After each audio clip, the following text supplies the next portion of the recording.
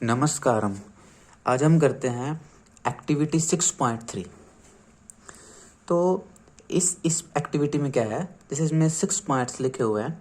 तो first point है take 1 millilitre starch solution 1% in 2 test tubes A and B. तो यानी कि आप क्या कीजिए, आप 2 टेस्ट ट्यूब ले लीजिए, उन पे नाम लिख दीजिए, test tube A, test tube B. दोनों टेस्ट ट्यूब में क्या कीजिए, 1 ml स्टार्च सॉल्यूशन ले लीजिए। ए में भी ले लिया 1 ml स्टार्च सॉल्यूशन, बी में भी ले लिया 1 ml स्टार्च सॉल्यूशन। ठीक है, तो आपने स्टार्च सॉल्यूशन ले लिया दोनों में। ठीक है, 1 ml 1 ml। नेक्स्ट पॉइंट क्या है, add 1 ml saliva to test tube A and leave both test tubes undisturbed for 20 to 30 minutes. यानी कि अब आपने क्या किया, ए टेस्ट ट्यूब में 1 ml सलाइवा डाल लिया। सलाइवा क्या होता है, जो हमारे मुंह में जो लार होती है, जो हमारे मुंह में जो थूक बनता है, उस थूक को ही कहते हैं सलाइवा। तो आपने क्या किया, ए टेस्ट ट्यूब में 1 ml के अराउंड सलाइवा डाल लिया, यानी थूक डाल लिया। और बी टेस्ट ट्यूब में आपने सलाइवा नहीं डाला। अब दोनों टेस्ट ट्यूब को आपने क्या किया, 20 to 30 मिनट्स के लिए इनको बिना हिले डुले ऐसे ही रख दिया। ठीक है, लैब में 20 to 30 मिनट्स के लिए इनको आपने छोड़ दिया। उसके बाद फिर आपने क्या किया, now add a few drops of dilute iodine solution to the test tubes. तो आप क्या कीजिए, आप कुछ ड्रॉप्स क्या कीजिए, आयोडीन सॉल्यूशन की डालिए। तो क्या कीजिए, आयोडीन सॉल्यूशन लीजिए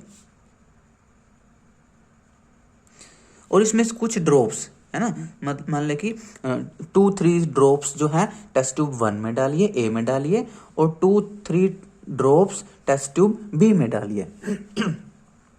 आयोडीन सॉल्यूशन अगर आप देखोगे लैब में तो ये कैसा होता है, इसका कलर कुछ कुछ ऑरेंज सा होता है। ठीक है ना, कुछ कुछ आयोडीन सॉल्यूशन का कलर जो है ऑरेंज जैसा होता है। बिल्कुल ऑरेंज तो नहीं, लेकिन कुछ ऑरेंज जैसा होता है, लाइट ऑरेंज या ऑरेंज ब्राउन सा इस कलर का होता है। ठीक है, तो आपने आयोडीन सॉल्यूशन के कुछ ड्रॉप्स टेस्ट ट्यूब ए और टेस्ट ट्यूब बी में डाल ली। फिर क्या होगा, in which test tube do you observe a colour change. कि अब आयोडीन के सॉल्यूशन डालने के बाद आपको किस टेस्ट ट्यूब में कलर में चेंज नजर आएगा। ठीक है, तो किस टेस्ट ट्यूब में कलर में चेंज नजर आएगा, जो टेस्ट ट्यूब बी है। बी टेस्ट ट्यूब में जैसे ही आप आयोडीन सॉल्यूशन डालोगे, जो हल्का सा ऑरेंज कलर का है, जो कुछ ऑरेंज कलर का है, जैसे ही उसको आप बी टेस्ट ट्यूब में डालोगे तो कलर कैसा हो जाता है, कलर कैसा हो जाएगा, deep blue. Deep blue colour हो जाता है टेस्ट ट्यूब का, या फिर कैसा कलर हो जाएगा, ब्लू ब्लैक। ठीक है, एक ही बात है, या तो डीप ब्लू दिखेगा आपको, या आपको ब्लूइश ब्लैकिश कलर नजर आएगा टेस्ट ट्यूब बी में। टेस्ट ट्यूब ए में जो है डीप ब्लू कलर नजर नहीं आता। ठीक है, तो जैसे ही आपने क्या किया, आपने पहले स्टार्च सॉल्यूशन लिया, फिर से इसमें टेस्ट ट्यूब 1 ए में सलाइवा डाला, फिर 20 to 30 मिनट्स के बाद टेस्ट ट्यूब ए और टेस्ट ट्यूब बी में आयोडीन सॉल्यूशन डाला। आयोडीन सॉल्यूशन डालने के बाद क्या हुआ, टेस्ट ट्यूब ए में तो कोई चेंज नहीं आया, बट टेस्ट ट्यूब बी में कलर जो है वो डीप ब्लू हो गया, या ब्लूइश ब्लैकिश कलर हो गया। ठीक है, तो अब हम देखते हैं कि ऐसा क्यों हुआ। ठीक है, और जैसे अगला स्टेप भी यही है, अगला पॉइंट भी यही है कि what does this indicate about the presence और absence of starch in the 2 test tube. कि इस जो कलर का जो चेंज आया है, क्या इसका कोई रिलेशन है स्टार्च की प्रेजेंस और एब्सेंस में, एब्सेंस के कारण, या what does this tell about the action of saliva on starch. यानी कि जो हमने सलाइवा डाला था स्टार्च के ऊपर, क्या सलाइवा और स्टार्च में कोई एक्शन हुआ। ठीक है, तो अब वही हम देखते हैं। तो सबसे पहले मैं आपको बताऊं, जो आयोडीन सॉल्यूशन होता है ऑरेंज कलर का होता है। ठीक है, तो जैसे ही आप आयोडीन सॉल्यूशन को स्टार्च में डालते हो तो क्या है, एक ब्लू कलर का कोई कंपाउंड बनता है। ठीक है, ब्लू कलर्ड कंपाउंड बनता है।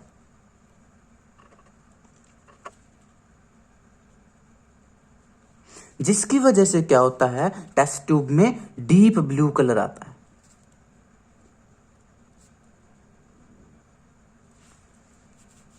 ठीक है, अब यानी कि स्टार्च तो ए टेस्ट ट्यूब में भी था, स्टार्च बी में भी था, तो बी में तो स्टार्च ने आयोडीन के साथ डीप ब्लू कलर दिया।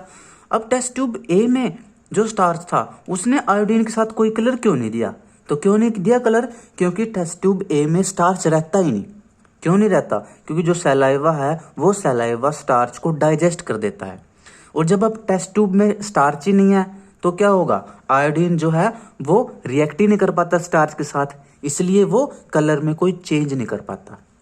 ठीक है, तो क्या हुआ, जो अपना सलाइवा होता है, जो अपना सलाइवा होता है उसमें क्या होता है, उसमें एंजाइम होता है एमाइलेज, या जिसको बोल देते हैं सलाइवरी एमाइलेज।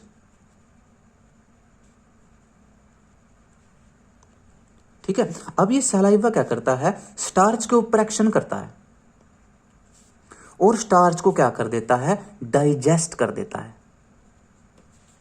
डाइजेस्ट किस में कर देता है, कुछ स्मॉलर शुगर बना देता है, या आप माल्टोज लगा लो, माल्टोज बना देता है, या डेक्सट्रिन्स बना देता है। माल्टोज और डेक्सट्रिन्स क्या है, स्मॉलर चेन्स ऑफ ग्लूकोज है। ठीक है, या इनको हम शुगर्स भी कह सकते हैं, ये शुगर्स हैं। ठीक है, स्मॉलर शुगर्स हैं जो क्या है, स्टार्च से काफी छोटी होती है। तो स्टार्च क्या है, स्टार्च होता है एक पॉलीमर। पॉलीमर मतलब काफी सारे यूनिट को जोड़ करके एक लंबी चैन होती है। ठीक है, तो स्टार्च क्या होता है, स्टार्च में ग्लूकोज होते हैं और काफी सारे ग्लूकोज यूं जुड़े रहते हैं, एन नंबर, काफी सारे ग्लूकोज के जो मॉलिक्यूल हैं वो आपस में जुड़ करके एक लंबी चेन बनाते हैं जिसको हम स्टार्च कहते हैं।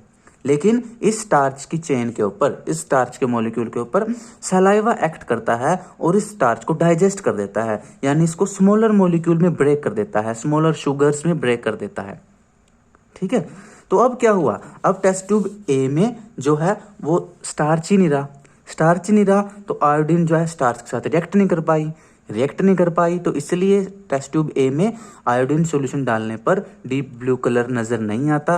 बट टेस्ट ट्यूब बी में सलावा ही नहीं डाला था हमने, इसलिए इसमें स्टार्च था और स्टार्च आयोडीन के साथ रिएक्ट करके डीप ब्लू कलर देता है।